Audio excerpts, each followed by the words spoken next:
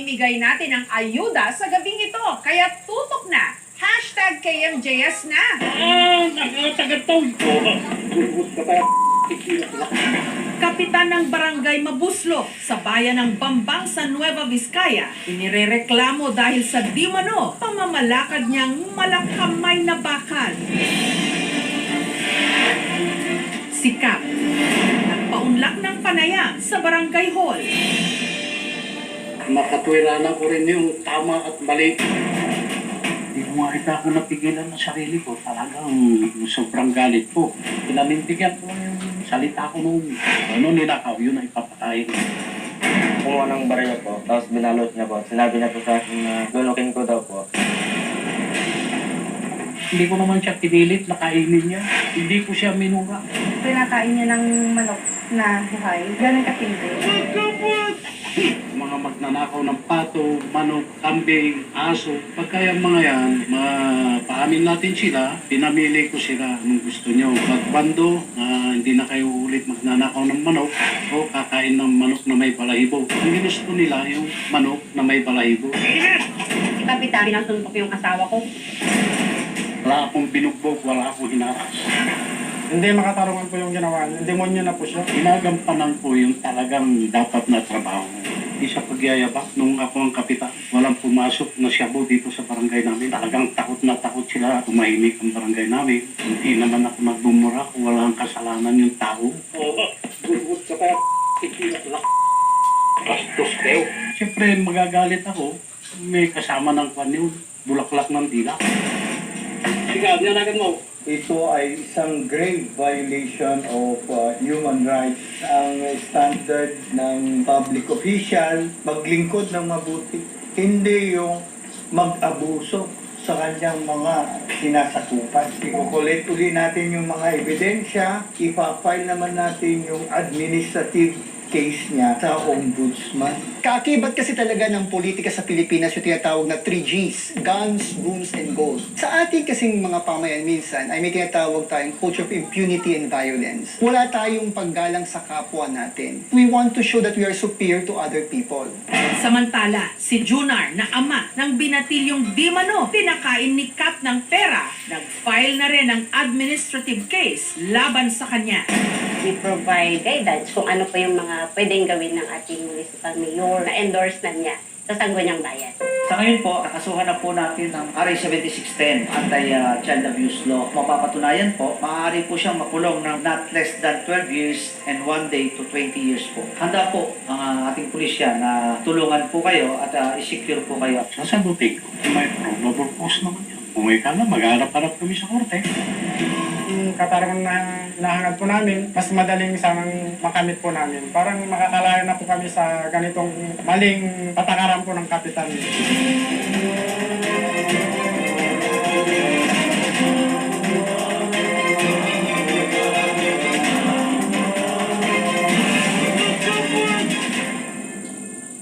Ano ang reaksyon mo sa istoryang ito? Tweet na gamit ang hashtag KMJS.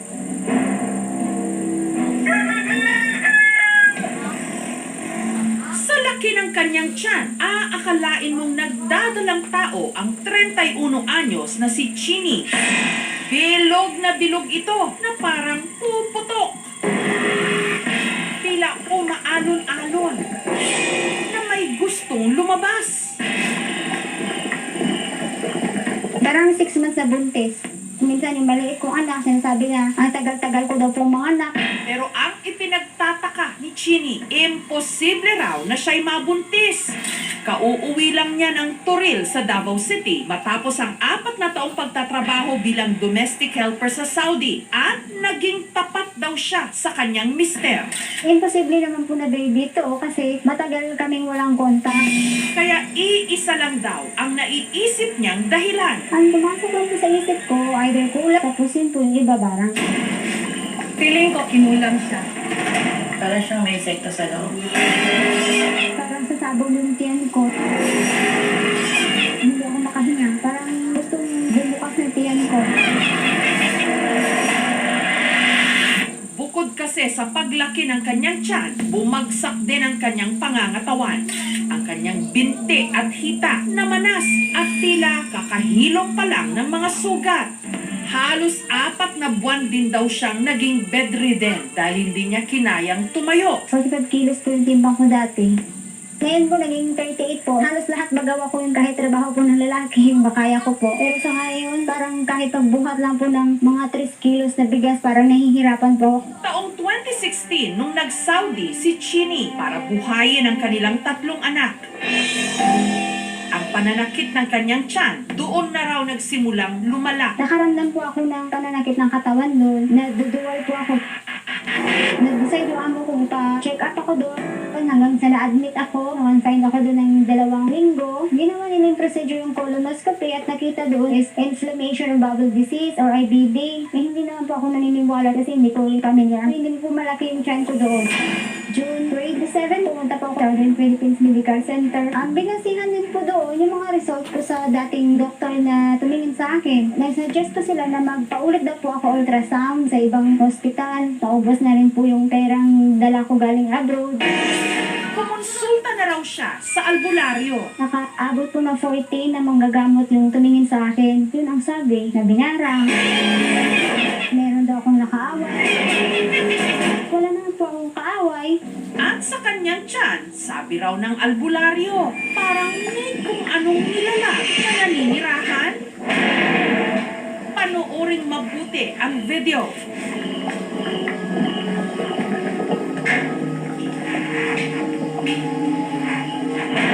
Makikitang ang tiyan niya, tila umaalon-alon. Na may gustong lumabas. Sabi ng manggagamot, bulatik daw na nagkasungay na daw. Kahit anong oras po, 5 seconds po, tapos gagalaw na naman. Ang ingay ko ng tiyan ko, nagbabibrate po siya, nagumagalaw-galaw. Pero ano ba ang laman ng tiyan ni Chini? Nagpa-ultrasound siya. Ang impression po ng ultrasound is Abangan mamaya si Chini mula sa bayan ng Isulan sa Sultan Kudarat. Lumaki ang tiyan kahit hindi naman buntis. Imposible naman po na baby to kasi matagal kaming walang kontak. At sa loob daw nito, parang may kung anong nilala na umaalon-alon at gumagalaw pa raw na parang gustong kumawala. Sabi ng manggagamot, bulatik daw na nagkasungay na daw. Kung ang doktor ang tatanungin, isa nga ba itong kaso ng barang o kulam? A, oo. B, hindi. I-comment lang sa KMJS Facebook fanpage ang letra ng inyong sagot. Kalakip ang inyong selfie na nanunood ng last segment ng Kapuso Mo Jessica Soho. Ang 10 makabibigay ng tamang sagot, mananalo ng tip of 5,000 pesos. Kaya tutukan hanggang dulo para malaman ang tamang sagot. Parang sasabog yung tiyan ko na hindi ako makahinga. Parang gustong bumukas na tiyan ko. Ang iba pang revelasyon, naging cause ng paglobo or paglaki ng tiyan niya. puputok na, mamaya na.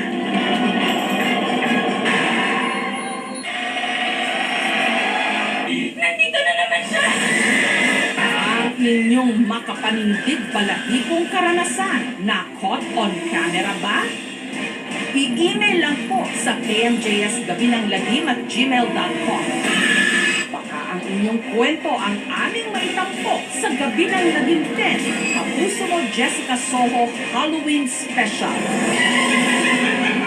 Susunod, limpak-limpak na perang hapon na hukay sa ukay. Nakita ko po siya, makapal po yun eh. Parang checky siya.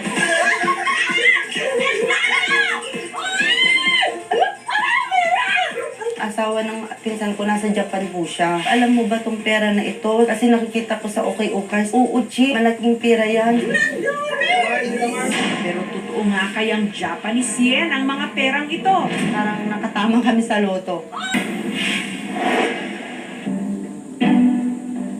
Para kahit paano, umokay ang kanilang buhay. Si Cherry, nagre-resell ng ukay-ukay na ipini-Facebook Live niya. May dito is matulag.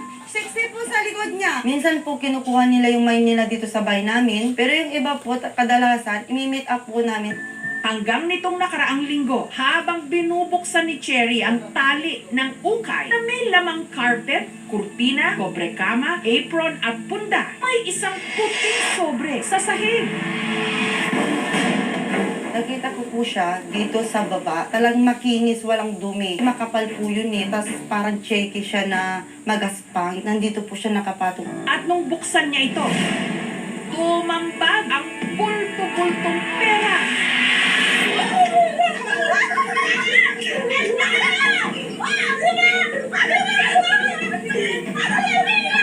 Totoo kaya itong pera? 1,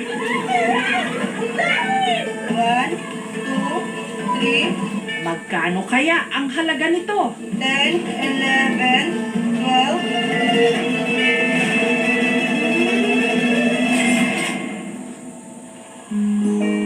Dito sa Kamiling sa Tarlac, nakatira sina Cherry. Sa pagta-tricycle ng kanyang mister nila binubuhay ang dalawa nilang anak. Pero sa gitna ng pandemya, nahinto si Mark sa pamamasada. Walang pasada kasi bihira ka lang makalabas. Pinagkakasya ko na rin po yung kinikita ko para may tawid lang yung araw-araw ng pagkain namin. Dagdag problema pa raw ni Cherry ang pampagamot sa may sakit niyang ina. Kaya nagka-ideya siya na magbenta ng ukay-ukay. Ang mga bulto ng ukay, inaangkat daw ng supplier ni Cherry mula sa abroad.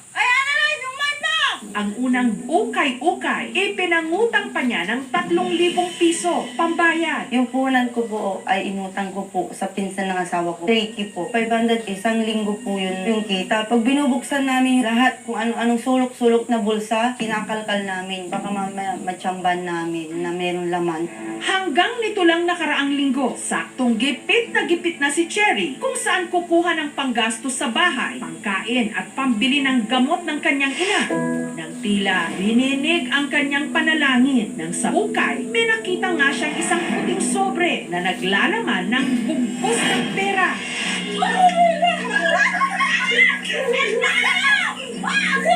At nung sinuri niya ito, Japanese yen pala, mga lapad.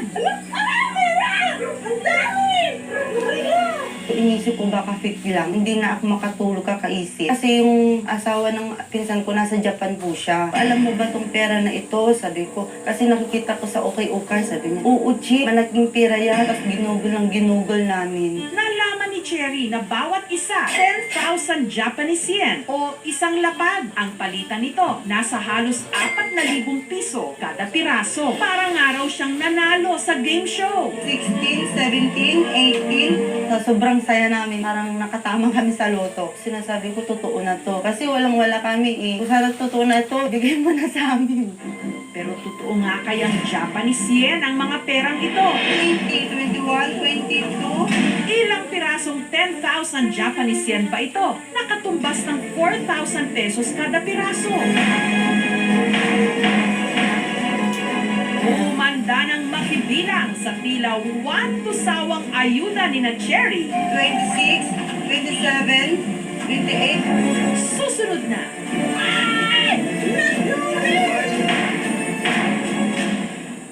At mamaya, si Chini mula sa bayan ng Isulan sa Sultan Kudarat. Lumaki ang tiyan kahit hindi naman buntis. Imposible naman po na baby to kasi matagal kaming walang kontak. At sa loob daw nito, parang may kung anong nilalak na umaalon-alon at gumagalaw pa raw na parang gustong kumawala. Sabi ng manggagamot, bulatik daw na nagkasungay na daw.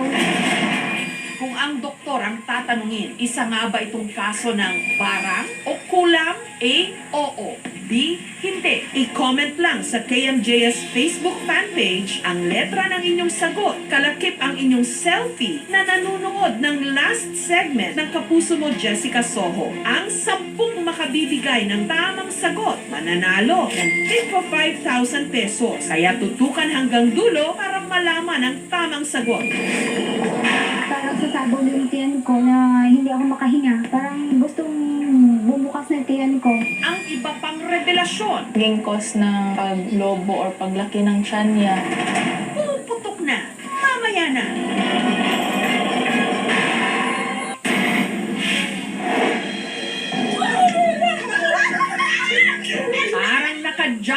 sa game show ang online seller na si Cherry nung sa ukay na kanyang nabili. Nakakuha siya ng isang puting sobre na naglalaman ng bungkos ng 10,000 Japanese yen. Sa pera natin, tig 4,000 pesos bawat lapad o bawat piraso. 20, 21, 22, Nung bilangin nila ito, 28, 29, 30. umabot ng 30 piraso. Suma total, 300,000 Japanese yen na kung ipapalit, aabot sa mahigit 100,000 pesos. Wow! Pero totoo nga kayang Japanese yen ang mga ito at hindi peking pera. Sinubukang ipapalit ito sa money changer. At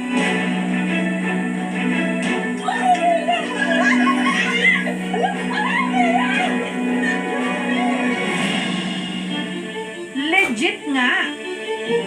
Napapalitan ng 114,000 pesos. First time ko pong nakahawak po ng ganun na pera.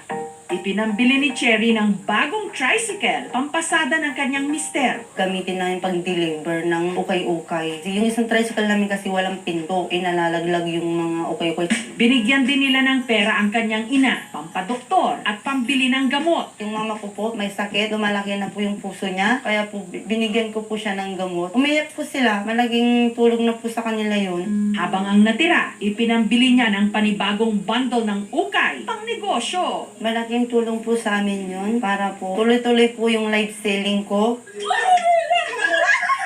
Yung mga nakakakuha o nakakadiskubre ng mga personal property na of value, meron tayong obligasyon sa batas na isurrender yan sa city mayor of the locality where the item was found. Meron bang way para maging sa kanila yung nadiskubre nila, no? Dahil wala namang mayari. Yes, after 6 months, walang claimant, then pwede niya nang kunin yung kanyang nadiskubre yung pera. Taga ibang bansa, salaga daw ata nagsusuksok sila doon sa may bail ng ukay-ukay. Kaya swertihan lang po na kung sino makakakuha. Tignan mo nga naman, sa simpleng bungkos ng ukay-ukay, may buhay na magbabago.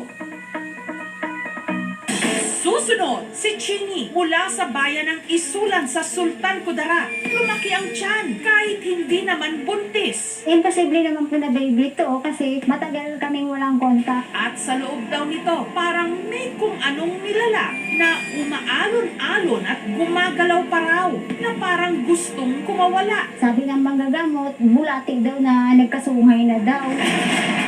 Kung ang doktor ang tatanungin, isa nga ba itong kaso ng barang o kulam? A, oo. B, hindi. I-comment lang sa KMJS Facebook fanpage ang letra ng inyong sagot. Kalakip ang inyong selfie na nanonood ng last segment ng Kapuso Mo Jessica Soho. Ang 10 makabibigay ng tamang sagot, mananalo ng tig 5,000 pesos. Kaya tutukan hanggang dulo para malaman ang tamang sagot. Parang sasabog yung tiyan ko na hindi ako makahinga. Parang gustong bumukas ng tiyan ko. Ang iba pang revelasyon, Naging cause ng paglobo or paglaki ng tiyan niya. puputok na, susunod na. Lahat tayo may challenges sa buhay. Kaya kapit lang, Dani. Babae sa Sultan Kudarat, hinihinalang na barang matapos lumobo at parang umaalon-alon pa raw ang tiyan. Imposible naman po na baby to kasi matagal kaming walang kontak. Para sa akin, may tubig sa loob ng tiyan. Feeling ko kinulang siya. Para siyang may sekta sa loob. Sabi ng manggagamot, bulatik daw na nagkasungay na. Parang sasabog yung tiyan ko na hindi ako makahinga. Ang barang ay ginagamit ang black magic, ginagamitan ito ng mga insekto bilang paghihiganti rin nila sa kanilang mga kalaban. Maalam sila sa mga iba't ibang halaman para makapanggamot ng mga may sakit dahil na nga kulang pa ang mga doktor. Yung nga lang, karamihan sa mga ibang mambabarang, ginagamit nila ito sa ibang pamamaraan kaya nagiging masama ito. Para malaman kung ano ba ang nasa tiyan ni Chinny, kahapon lang, sinamahan siya ng aming team na magpa-ultrasound. Dito nakita na walang kakatuwang nilalang sa kanyang tiyan. Ang impression po ng ultrasound is diffuse small bowel obstruction.